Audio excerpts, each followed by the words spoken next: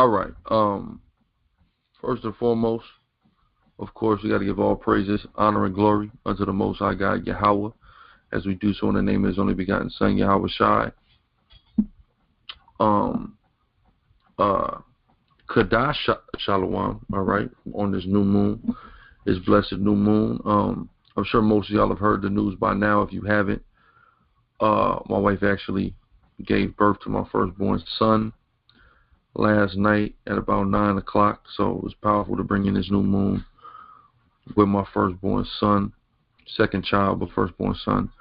And then also another one of the brothers in our camp, Karam, actually, his wife also went into labor yesterday before camp. So, we went out to camp and then we went, and went and sat with our wives as they delivered our kids, but we always got to put the work first. Even right now, of course, it's a newborn baby, but I just left the hospital because I had to make sure to get to this women's class because I understand how important it is.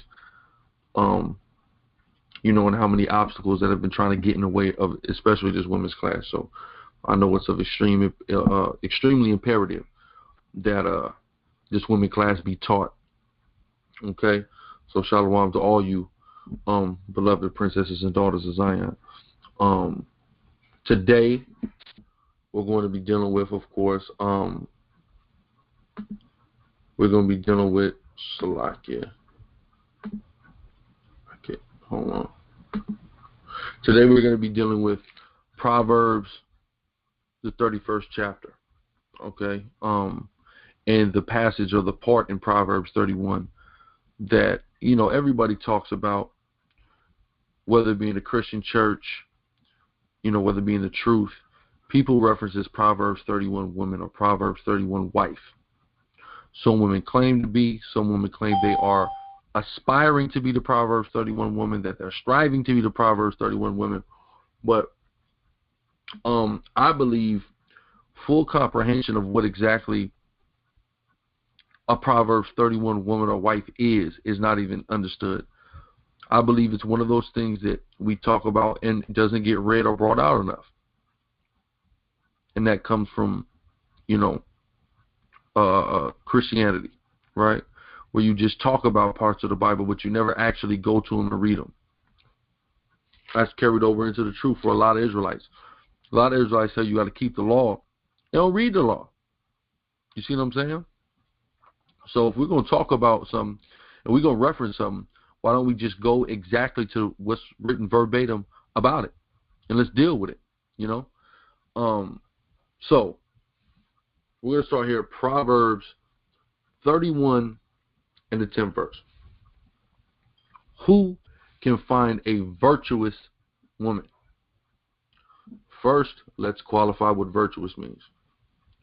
When you look it up in the Hebrew, it's Strong's 2428, and the word is kayal.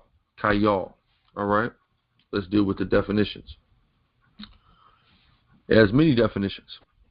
Strength, might, efficiency, wealth, army. Then it continues on. Strength, ability, efficiency, wealth, force, army. Clearly, when you examine the context of what's being written in reference to a wife, the definition that is applicable for this word is ability and efficiency. Okay? I believe we all understand what being able to do something is, having an ability to do something is. But I want to further examine the word efficiency, or being efficient, because of course the root word of efficiency is efficient, right? So let's take a look at what being efficient is, what the definition of being efficient is, so we can properly understand the woman that's being sought after. Okay, the definition for efficient is achieving maximum productivity with minimum wasted effort or expense. So we're talking about a woman who optimizes and maximizes the level of productivity that she does, right? She's a very productive woman, right? Of a person that says working in a well-organized and competent way, right? And it continues on to say preventing the wasteful use of a particular resource, right? Women have many talents. Women have many abilities. Women have many resources. According to the Bible, you shouldn't waste any of your resources. You should exhaust resources. You should maximize and optimize the productivity that you have the ability to produce. This is the woman that is to be sought after. So again, Proverbs 31 and 10, Salakia. Who can find a efficient woman, or an able woman, or a productive woman, or a resourceful woman? For her price is far above rubies. What does that let us know? That the average girl walking down the street is not efficient. She's not productive. Though resourceful, she doesn't exalt resources. She's not able. She's unable. She's useless. As a woman in the knowledge, wisdom, and understanding of the Most High, and a Hebrew Israelite woman in the knowledge, you should be able. You should be productive. Because that's going to increase your worth even more, your productivity. When the Most High gave Eve to Adam, what did he say? He said he needed a helpmate, like unto himself. Can dead weight help me? Hell no. Dead weight needs to be helped and helped and helped and helped, and contributes and produces nothing. That's what a lot of women are. And unfortunately, the roles have been switched, and a lot of men have become that, and the women have become the man's job. But anyway, you need to be resourceful. You need to be productive. You need to be efficient. You need to be able. You understand what I'm saying? That's the woman that's being talked about here. If you're not those things, you are not the woman being spoke about in Proverbs 31. So what you need to apply your focus to is becoming that woman. Some sisters are not there yet, and that's, of course, understandable. I wasn't always where I am now at every stage of my walk. I'm coming up on 9 years in the knowledge. 9 years ago today, I mean, it's night and day. You see what I'm saying? So, of course, we understand it's a process and it's a metamorphosis that we all are individually going through in the spirit as we mature in this truth. But who you need to be striving to be is a productive, able, efficient, and resourceful sister. That's the sister whose price is far above rubies. Right? Continuing on. Matter of fact, actually, you know what? Let me see something real quick.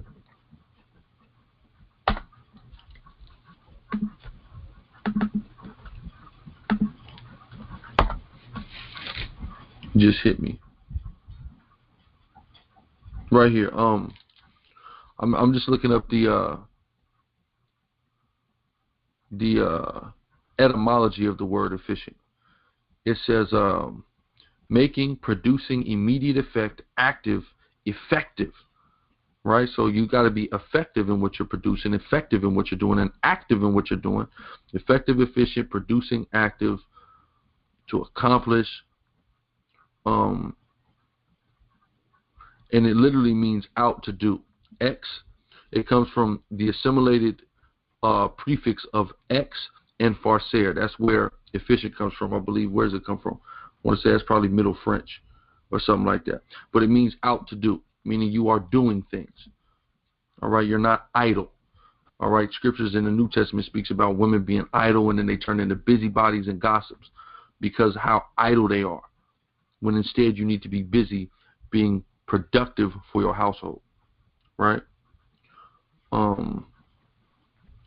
Also, there's another for the etymology of efficiency, because efficient is an adjective, efficiency is a noun, and it says the power to accomplish something. Efficient power, efficiency, influence, ratio of useful work done to energy expended. So with the amount of energy and the amount of things you do, what useful work did you accomplish? This idle time of Instagram surfing, damn, whatever the other social media madness you're into, what effective things can you be doing for your household while you're wasting your time double tapping pictures on IG? That's just one example of things women do to waste their time.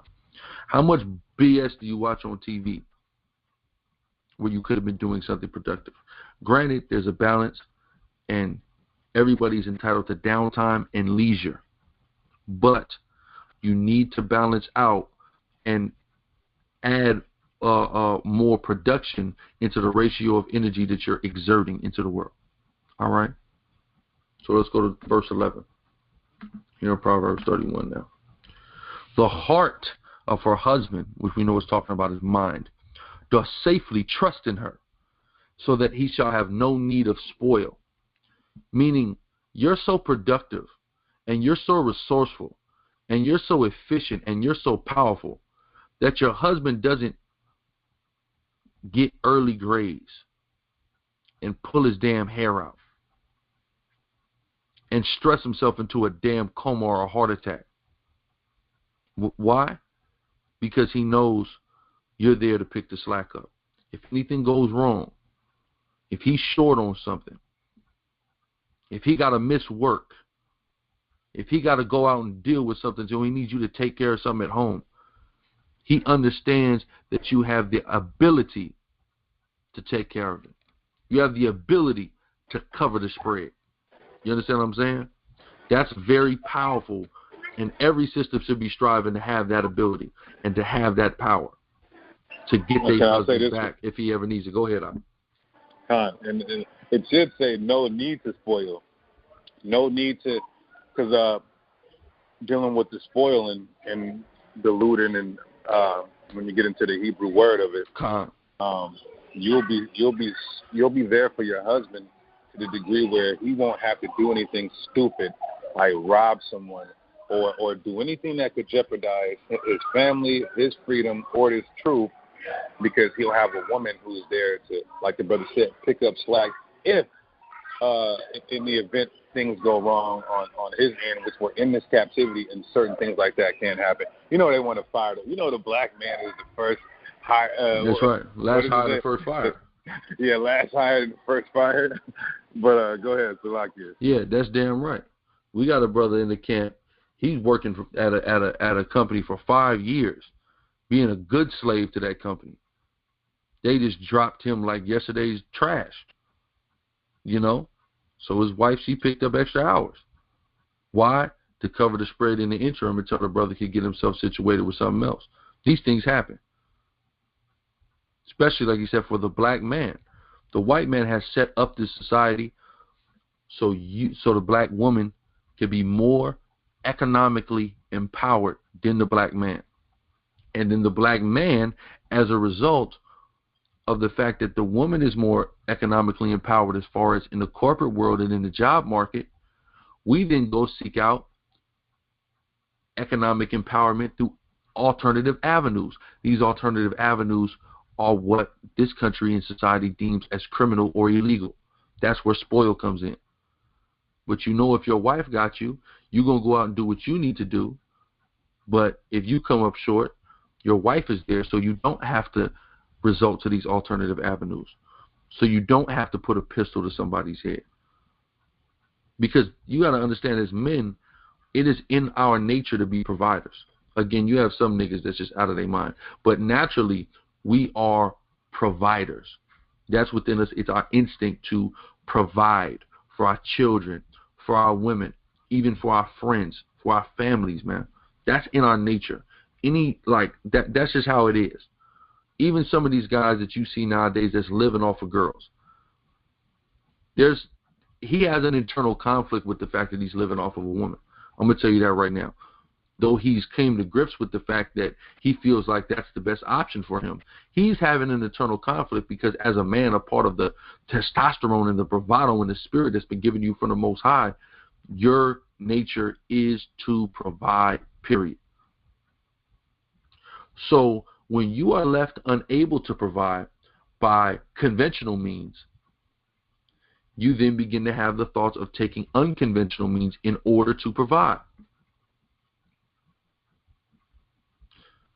But if your wife is there to pick the slack up due to her resources and her efficiency and her productivity and her ability and her virtue, you won't need to do that because someone's there to cover the spread or pick the slack up. You see what I'm saying? And this is why, as y'all can see, like, this is why I said Proverbs 31 is its whole own lesson. It's going to be its whole own day for this women's course. We're 2 verses in. This class been going for a minute on 2 verses. This is how powerful and how much is being iterated to us from the Most High through the Spirit in Proverbs 31, describing the ideal or the goal, the true trophy wife. Okay, because we know Esau, he sets up a trophy like wife, like she just looks good and you walk around with her and you show her off, but she doesn't actually have ability. In our case, the trophy wife is the woman that has ability, that has a brain, that is a thinker, that works with her husband. You understand what I'm saying? To get things done. She knows what her husband needs. She knows what her kids need. She knows what her house needs. She knows what she needs. And she makes sure she goes out and gets it. And what's so crazy is, for a lot of us, we can see Proverbs 31 in our grandmothers or, older, 2 generations ago, Black and Hispanic women that we know. But this generation, for whatever reason, we don't see it. The white man has worked painstakingly to remove this Proverbs 31 spirit from our sisters. So you, as the daughters of Zion, need to work painstakingly to get this Proverbs 31 spirit back, cultivate it back, embody this, be this woman. Be this woman for the Most High. Be this woman for yourself. Of course, be this woman for your husband, but be this woman for yourself. Because it's in the Bible that this is the greatest type of woman that a woman can be. You understanding that, and you knowing the Most High, and you loving the Most High like you say you do. This is exactly who you should be striving to be every day. Right? Moving on. Verse 12. She will do him good and not evil all the days of her life. A virtuous woman, the Proverbs 31 woman, does not do evil, does not bring evil to her husband. She's not stressing her man out. She's not giving him hell. She's not calling him out of his damn name. She's not trying to goad him into a physical confrontation. What is she doing? She does him good and not evil all the days of his life. You see that? That verse says a lot. How many of you sisters done your man evil any day of your life? You were in error. You were wrong. Don't do it anymore. Yeah, I was just about to say. That's real heavy. That's real heavy, and we know we got some brothers in the chat too. I know we some of the brothers said they'd be in the chat learning. Okay, come. So powerful. If you brothers are in here and you're learning, that's powerful too. Go back and tell your wife this exact same word. Okay. Go ahead. That's damn right. She will do him good and not evil all the days of her life. That's a big deal. Moving on. Verse 13. She seeketh wool and flax, and worketh willingly with her hands. She ain't got a problem working with her hands, because she knows she's producing for her household. A lot of us is old-fashioned. I'm old-fashioned. I would prefer my wife or none of my wives to work, preferably. But even in this instance, as is going to continue to elaborate, this wife is at home working. She's got a home business. She's generating income and making power plays for her family from the house. So we can see this being applied whether or not you working from home or you got a job, providing for and making power plays and assisting and being a true helpmate to your husband, right? We are both in captivity right now. She is like the merchant ships. She bringeth her food from afar. She's going and getting the food. She's doing the shopping, that means. She ariseth also while it is yet night, and giveth meat to her household. So she's constantly making sure you're getting fed. Again, it's going back, like, when I read about a lot of this stuff, I think back to my grandmother. Because I think about the fact that she always made sure anytime I was, to the point where even when I'm grown, you know, because I stayed with my grandmother briefly while I went to college back when I was like 19. She's making sure I'm getting 3 meals a day in her late 80s, early 90s. I want to say, how old was she? Yeah, she was late 80s, about 88, 87, 88, 89 at that time, one of them. She's making sure I'm getting 3 meals a day. Like she would be convicted in her spirit if she didn't feed me. Knowing that I could go and fix myself something real quick or go and get something to eat, she would be convicted in her spirit if she didn't feed her grandkid 3 times a day. Or if her son, my daddy, or my uncles go over there, she's feeding them. Because she's convicted in her spirit. This is how the women of old thought. I got to give these guys 3 meals a day. You see what I'm saying? That's a Proverbs 31 woman. If you're not trying to feed your family, your man, your kids 3 times a day, something wrong with you. Right? And it's crazy because I'm not even going to get into all that, but it's just a lot of just going into this and reading this in the spirit. It's bringing a lot of things to my mind with a lot of our women from various generations that I've come into contact with, different sisters, you know what I'm saying, that was close to me in whatever way. Mother-in-laws, grandmothers, friends, girls I dated, all of that.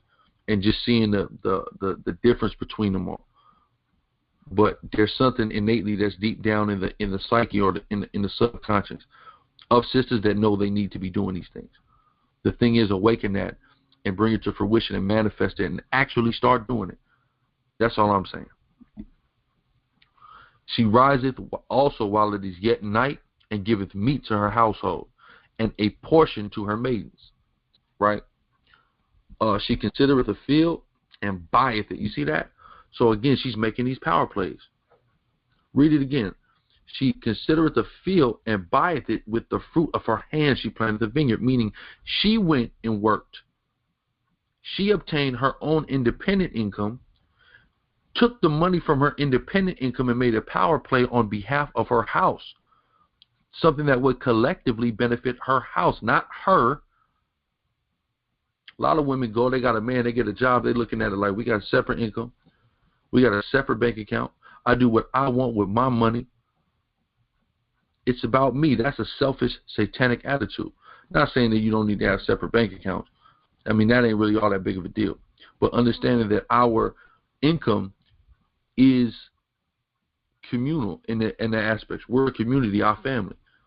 And our income is one. You see what I'm saying? But she's doing what she got to do, and she's making plays with her money in Proverbs 31 that benefit her entire family, her entire house, obtaining more land, more property, to plant more vineyards, to produce more money and food for her home. Go ahead. Powerful sister. This woman, man. That's all I had to say. Hey, what Future say? I'm looking for with a flashlight. I'm looking for oh, powerful sister, though. And the thing is, should you should her. So we don't. You see that? You see that?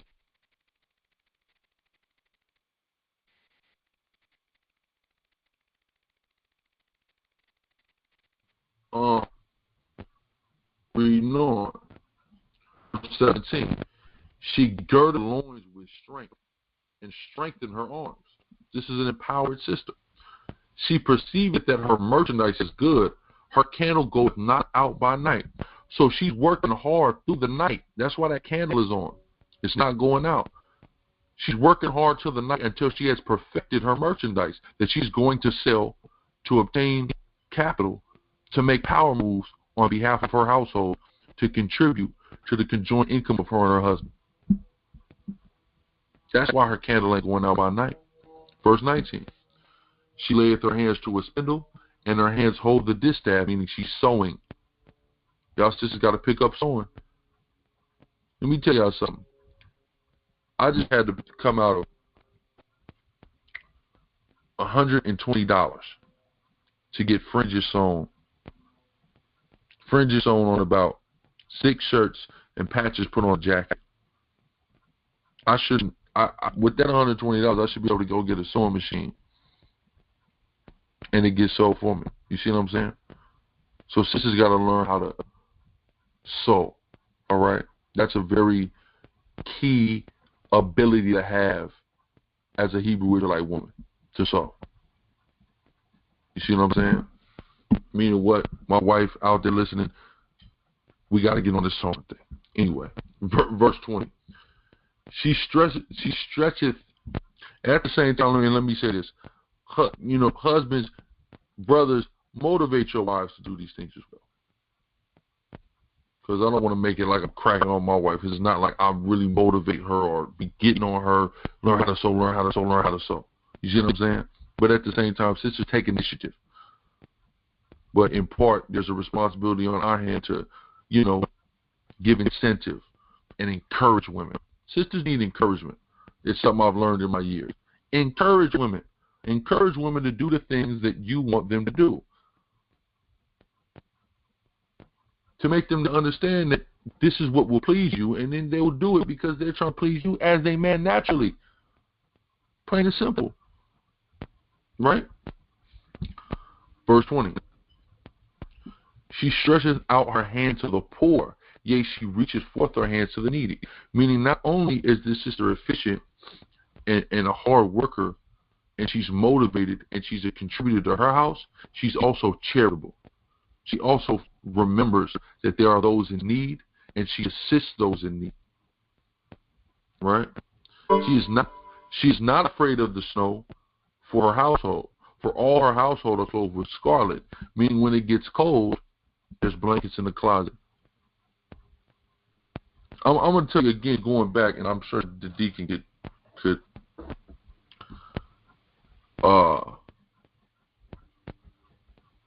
relate, as could all of us relate, especially being younger. When you're younger, you go over to certain people's houses. Their mom might be kind of burnt out or out there versus ones whose mom are stable. You go spend the night at their house, their mom got a closet, man, just piled to the damn center with blankets. Then you go over to the other dude's house whose mom is burnt out, she might be on drugs or whatever. Ain't no damn blankets. Y'all over there cold. You sleeping with a sheet. You trying to use your jacket as a damn blanket for a damn kid sleepover. You see that? That's just a small example of that. But the reason why this virtuous, this Proverbs 31 woman is not afraid of the snow is because she's a thinker. She's thinking about, well, if this happens, if it gets cold, here are these blankets. You understand what I'm saying? If it gets too hot, we got the fan here. You see what I'm saying? She's thinking ahead of time, and she's well and decently ordering her house. Going back to previous lessons, that's a part of the well-ordered household. That's a woman's responsibility. I can't even waste my time thinking about stuff like that. That's not even in a man's nature to really think about that type of stuff.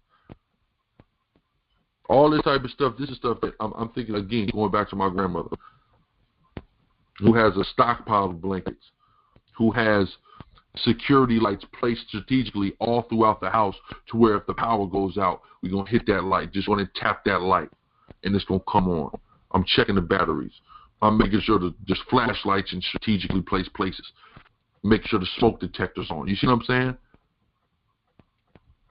That's what a woman who well orders her household, that's how she's thinking. That's what she's doing to make sure that her household is cool no matter what happens. in the spirit. Right? Continuing on verse 22. She maketh herself coverings of tapestry. Her clothing is silk and purple. So she, again, is working with her hands, and she's able to sew and produce her own clothing and tapestries. But also, she dresses nice as well. You see that? Silk and purple is royal and nice clothes. You know, a sister sent me something a few weeks ago, how some woman calling herself to be in the truth was down and sisters that adorn themselves, you know, in a nice manner. Oh, that doesn't matter, but the part of the Proverbs 31 woman is that she dresses nicely. You see what I'm saying? She dresses in finer apparel. That's also a part of it. Her presentation, that's a part of it. Because we can't act like these things don't matter, man. Who wants some busted, you know what I'm saying, bummy ass broad? Nobody do. So, of course, we want women to have all of these abilities and be able to contribute and be helpmates unto us, but we also want you to look good. Speak about it. You see what I'm saying? We also want you to take initiative in looking good, and women know this. The average woman naturally takes initiative in looking good, if not for anybody else, for herself. So there's nothing wrong with looking good and dressing nice. You know what I mean? That's fine. And you should be doing it. But you should also be able. You see what I'm saying? You should also be able. You shouldn't just be outward. You should be inward. As we just went to all inward things first and foremost. Hold on, D. Here I come. I see you. All the first and initial and fundamental things here in Proverbs 31 are all inward things. But then eventually the outward things come as well. But we focus predominantly on the inward because the inward is what's going to matter the most. But the outward also matters. Kind of like the scriptures say, bodily exercise profiteth little, right? Get your spiritual exercise up. That's more important. But bodily exercise still profits you. You know what I mean? It profits little, but it profits.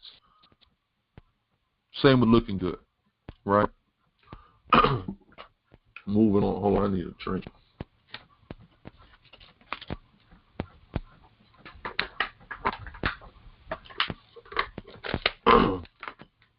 Verse 23.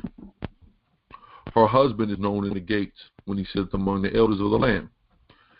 Right? Meaning, you give a good name to your husband when you're this able and efficient one. Right? Verse 24. She maketh, and y'all become a power couple at that point.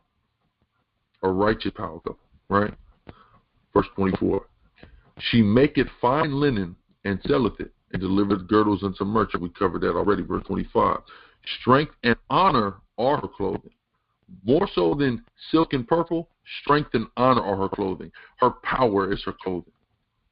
The power that she displays through her abilities and productivity. Strength and honor are her clothing, and she shall rejoice in time to come, meaning she will be saved. You see that? Verse 26. She opened her mouth with wisdom, and her tongue is the law of kindness. So she's wise and kind with her words. She's not evil. There's an Instagram model / like comedian type of broad, right?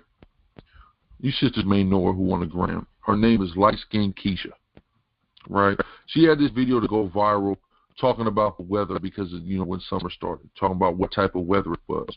Anybody who's seen this knows what I'm talking about. If you ain't seen it, forget about it.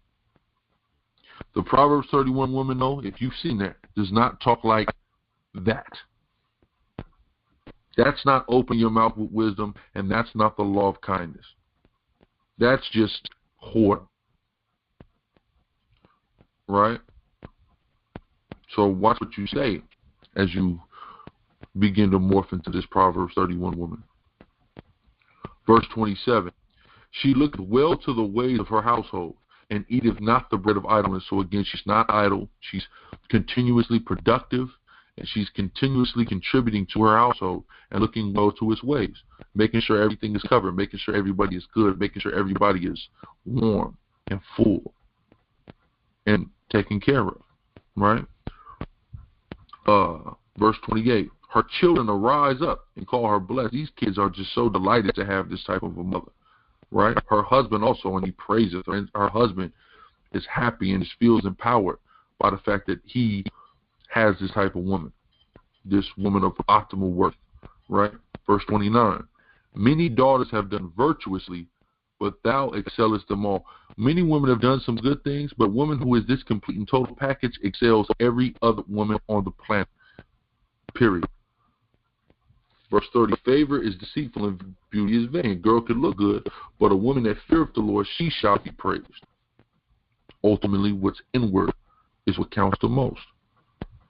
In the final verse, verse 31, give her of the fruit of her hands and let her own work praise her in the gates. Meaning the women that do these things will receive praise and will receive recognition, will ultimately be saved through the righteous works and the powerful works that she's done as a woman to her husband, to her family, and ultimately for the Most High. Because like we read last week, it says, or 2 weeks ago, I believe on the first class, it says, women, submit yourselves to your wives as unto the Lord. And also, of course, it's written, do all things as you would do, to Yahweh Shai or B'Hashem Yahweh Shai. So with that being said, your service to your household and your family, your husband, the Most High is counting that as if you were doing it to him as well. So keep that in mind. You treating this guy like, oh, this nigga, the Most High is looking at that like that's how you would treat him. Yahweh Shai is looking at that like that's how you would treat him. So also keep that in mind, because I think that's a neglected ideology that definitely needs to be taken into consideration, is that aspect right there. Do to your husband as you would do to Yahweh Shai. I bet if y'all kept that in your mind, a lot of y'all would really improve your relationships with your husband. If not the sisters on the phone, and maybe, people who are going to end up watching the video once they get uploaded, you know what I mean? We got to take these things into consideration. We got to take the Bible into consideration. It's the word of the Most High, after all. Well, with that, again, all praise Yahweh Shem Yahweh. We're going to open up for Q&A. Let's Deacon, you have anything you'd like to add? Oh, I just want to say a Proverbs 30 wife woman does not happen overnight. I don't want you sisters to get all stressed out and think you got to go jump off a building to become a Proverbs 31 wife. But, it just takes time, but you got to adamantly be working towards it. There you go. That's a powerful point the brother made.